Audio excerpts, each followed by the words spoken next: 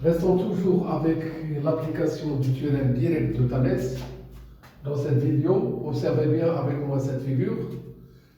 Dans cette figure, on a un triangle ABC. La droite EF, il coupe AB et AC respectivement E et F, et que le EF il est parallèle à BC.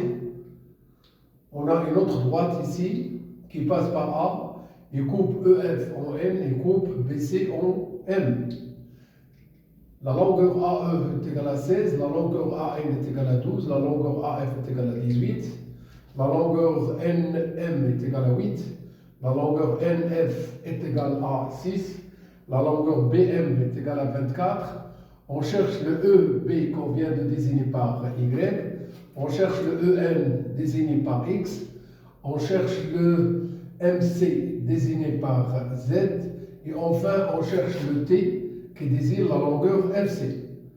Alors pour cela, on va appliquer le théorème direct de Thalès plus qu'une fois.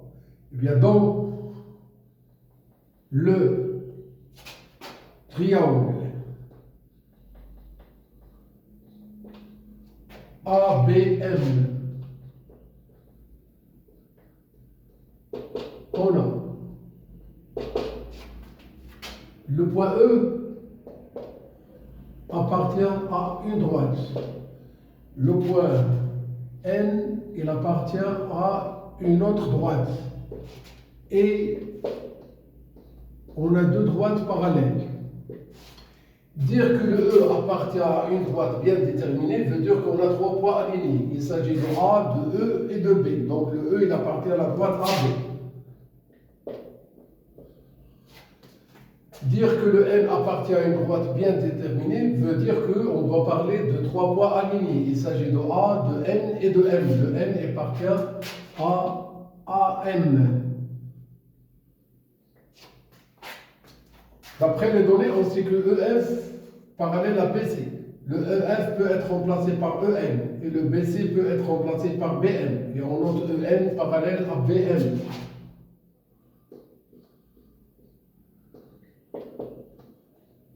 Suite à tout ce qu'on a écrit, on note d'après le théorème direct de Thalès, on a trois rapports égaux. On lit à partir de ce point A. On doit noter ici 4 fois. Le AE sur AB. Si on note le AE ici, on doit mettre le AN. Et ici, on doit mettre le EN. Le AE sur AB. Et encore, le AN sur AM. Et le EN sur BM. Donc,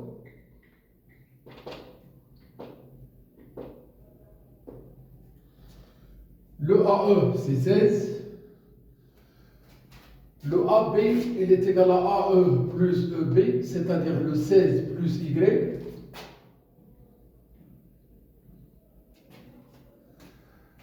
Le AN est égal à 12 et le AM est égal à 12 plus 8 qui est égal à 20. 12 sur 20. EN doit être remplacé par X et la longueur BM, c'est le 24. On peut simplifier si on veut ce rapport-là. Comme vous pouvez le constater, le 12 et le 20 sont tous les deux divisibles par 4. En divisant le 12 par 4, on obtient 3. Et en divisant le 20 par 4, on obtient 5. Donc c'est bien de travailler avec ce rapport simplifié. Alors partons à la recherche de Y et de X. On a le X sur 24 est égal à 3 sur 5. Donc, le 5x, il est égal à 24 fois 3. c'est-à-dire le 5x, 72. X est égal à 72 divisé par 5. Chaque fois qu'on veut diviser un nombre par 5, il suffit de multiplier ce nombre par 2 et diviser par 10. Le double de 72, c'est 144. 144 divisé par 10 nous donne combien? Oui, c'est 14,4. Voici le x. Encore, on a une autre égalité qui nous permet d'avoir le y. 16 sur 16 plus y, elle est égale toujours à 3 cinquièmes. Multiplions le 3 par 16 plus y. Et de l'autre côté, 16 fois 5. On développe le 48 plus 3y. Et de l'autre côté, c'est 80. Le 3y, c'est 80 moins 48. Ce qui nous donne que le 3y, elle est égale à 32. Le y, elle est égale à 32 sur 3. On garde le résultat sous cette forme parce que ça ne donne pas du tout une valeur décimale exacte. Voici la valeur exacte de y. On ne cherche pas à donner une valeur approchée par défaut ou par excès à 1 dixième, à 1 centième près, parce qu'il n'était pas du tout demandé. On passe après à la recherche de Z et T. Et on va choisir un deuxième triangle.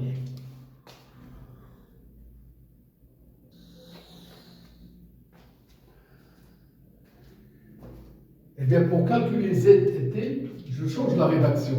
À vous de procéder d'une façon ou d'une autre. Alors, les points.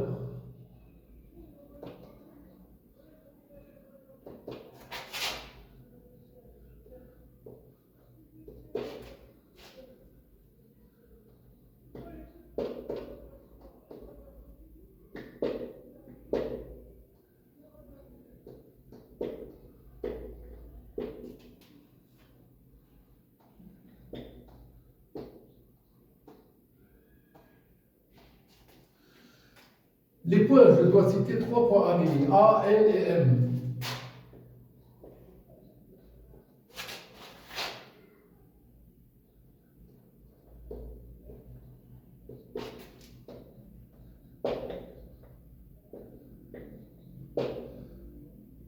النقط الثلاث عبارة عن نقاط مستقيمة.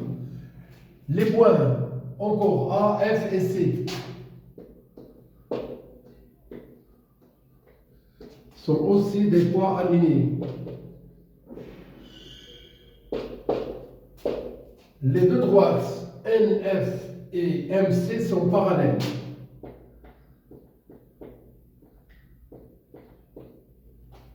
Juste après ça, d'après le théorème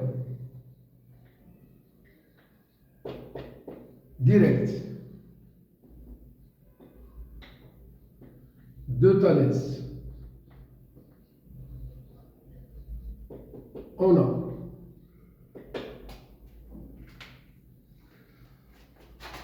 trois rapports égaux. Le AF sur AC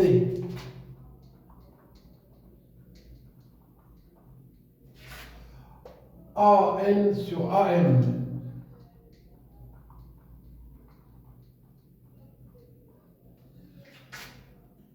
NF sur MC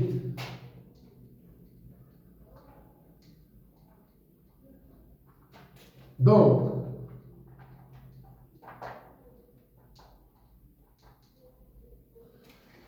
le AF c'est 18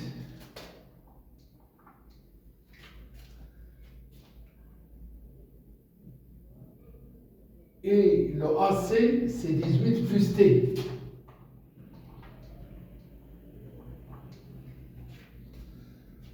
Le AN sur AM qu'on a déjà calculé, mais cela n'empêche qu'on doit bien refaire ce qui a été déjà fait. Le 12 et le 12 plus 8 ça donne 20 et ça c'est quoi? C'est 3 cinquièmes qu'on a déjà trouvé. Le NF c'est 6 Et ici, c'est Z. Notons tout d'abord que